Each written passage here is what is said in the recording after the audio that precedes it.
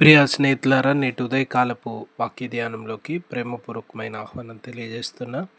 ప్రార్థించుకుందాం. కృపగల ప్రభువా, దయగల తండ్రి, వాక్యం ద్వారా మాట్లాడమని యేసునామమున అడిగి వేడుకుంటున్నాం తండ్రి. ఆమెన్. ప్రియమైన వారులారా, నేటి ఉదయకాలము పేతురు గారి నీడపడి స్వస్థత పొందుతున్నటువంటి సందర్భాన్ని జ్ఞాపకం చేసుకుంటా ఉన్నాం. పేతురు గారి నీడైన రోగుల మీద, అపవిత్రాత్మ చేత బాధపడుతున్న వారి మీద పడాలని పేతురు గారు వెళ్ళేటువంటి దారిలో విస్తారమైనటువంటి బాధపడుతున్న వారిని, జబ్బుతో ఉన్నటువంటి వారిని, దురాత్మల చేత పీడించబడుతున్న వారిని, వీరందరినీ తీసుకొని వచ్చి వీధులలో ఉంచినట్లుగా దేవుని వాక్యంలో చూస్తూ ఉన్నాం. ఈ సందర్భంలో అటువంటి నేపథ్యంలో చాలా ప్రశ్నలు వస్తాయి. వారు ఎలా స్వస్థత నందుతూ ఉన్నారు? నీడ పడడం వలన, దేనివల్ల స్వస్థత కలుగుతూ ఉంది? చాలా సందర్భాల్లో ఏమనుకుంటామంటే, వారి విశ్వాసాన్ని బట్టి స్వస్థత పొందుతుంది అనుకుంటాం. ఒకవేళ అది నిజమైతే అక్కడ ఉన్న వారందరిలో అంత విశ్వాసం ఉందా? కొందరు బాధలో, కొందరు దురాత్మల చేత, కొందరు రకరకాల బాధగా అనుభవించుతూ ఉన్నారు కదా. మరి అందరిలో విశ్వాసం ఉందా? ఇది ఎలా సాధ్యమవుతా ఉంది? ఇది మొదటి ప్రశ్న. రెండవది, పేతురు గారు ఎక్కడ కూడా విశ్వాసం వలన వీళ్ళు స్వస్థపడినారని చెప్పలేదు, లేదా నా నీడ వల్ల ఈ కార్యం జరుగుద్దని చెప్పలేదు. మరి అక్కడ జరుగుతున్నటువంటి సంఘటన ఏంటి? అక్కడ జరిగినటువంటి పరిస్థితి ఏంటి? అక్కడ జరిగిన ఈ అద్భుతానికి కారణం ఏంటి? ఇక్కడ జ్ఞాపకం ఉంచుకోవాల్సిన ఒక విషయాన్ని మనం గుర్తు తెచ్చుకుంటే, లూకా సువార్త 6వ అధ్యాయంలో యేసు ప్రభుల వారు 12 మంది శిష్యుల్ని ఎంచుకొనక మునుపు ఆయన ఒంటరిగా కొండకు వెళ్ళి రాత్రంతా ప్రార్థనలో గడిపి తిరిగి వచ్చినారు.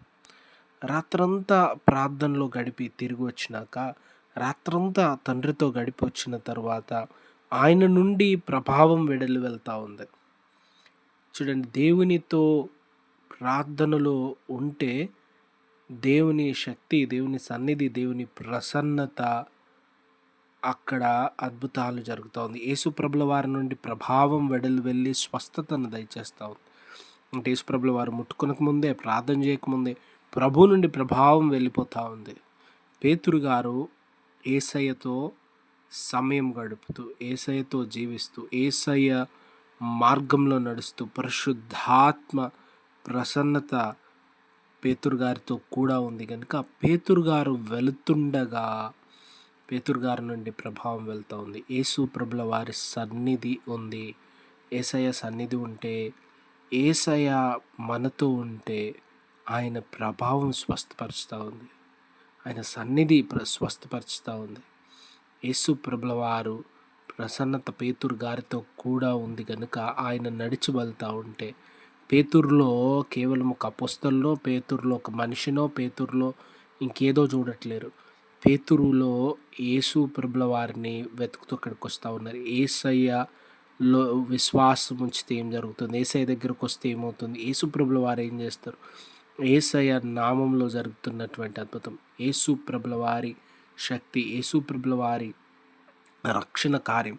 చూడండి, దేవుని రక్షణ కార్యం. కొందరు మాత్రం స్వస్థత పొందట్లేదు. నీడ అన్ని దిక్కుల నీడ ఒకవైపు పడుతుంది. మరి రోడ్లో అంతమంది పరిస్థితి అందరి మీద నీడబడిందా? లేదు. కానీ అక్కడ ఉన్న వారంతా స్వస్థపరచబడ్డారని వాక్యం రాయబడింది. కారణం, దేవుని సన్నిధి, దేవుని ప్రసన్నత అందరినీ స్వస్థపరుస్తుంది. యేసు ప్రభుల వారికి తన యొద్దకు వచ్చి వారందరికీ మేలు చేయువారు, దీవించువారు, రక్షణనిచ్చువారు, కృపచూపువారు కనుక దేవుని సన్నిధి, దేవుని శక్తి, పేతురు ప్రభు యొక్క ప్రతినిధిగా, దేవుని మనిషిగా, దేవుని కార్యములు జరిగించడానికి, యేసు ప్రభుల వారి శక్తిని, అధికారాన్ని వెల్లడిపరచడానికి తన సాధనంగా అక్కడ ఉన్నారు కనుక ఆ కార్యములన్నీ జరుగుతూ ఉన్నాయి. ఈ దినాన మనము దేవుని సన్నిధిలో గడుపుతూ ఉన్నామా? దేవుని ప్రభావం పొందుకుంటూ ఉన్నామా? దేవునితో ముందుకు నడుస్తూ ఉన్నామా? దేవుని కార్యముల పట్ల ఆశ కలిగి ఉన్నామా అని ఆలోచన చేసుకుందాం. ప్రార్థించుకుందాం. కృపగల ప్రభువా, వాక్యం విన్న ప్రతి వారిని దీవించమని యేసయ్య నామమున అడిగి వేడుకుంటున్నాం తండ్రి. Amen. God bless you all.